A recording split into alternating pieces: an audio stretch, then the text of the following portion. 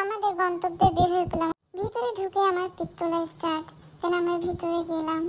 ভিতরে পরিবেশটা অনেক সুন্দর ছিল। খাবার আইটেমগুলো দেখে খেতে ইচ্ছে করতেছিল। ওখানে সিফুড আইটেম অনেক কিছু ছিল, সাথে সালাদ ছিল, সুশি ছিল, আরও অনেক কিছু ছিল। স্যুপ আইটেম ছিল এই সাইডে।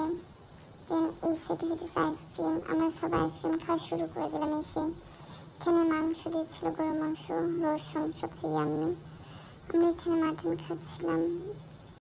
খেতে খেতে আমার মেকআপ নষ্ট হয়ে গেছে, তাই একটু মেকআপ করছিলাম, লিপস্টিক ঠিক করে নিচ্ছিলাম, চুল ঠিক করে নিচ্ছিলাম। পরে আমরা একটু ব্রেক দিলাম, তারপর আমরা একটু উঠে হাঁটাহাঁটি করলাম, চারপাশটা একটু ঘুরে দেখলাম। তারপর আমরা ডেজার্টের সাইডে আবার চলে গেলাম। এখন ডেজার্ট নিয়ে বসলাম আমরা খাওয়ার জন্য।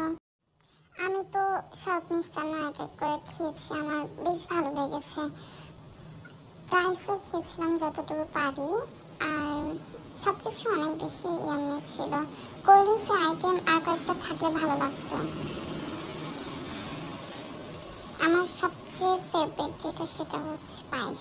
পায়েসটা তো ইয়াম্মি ছিল বলার বাহিরে।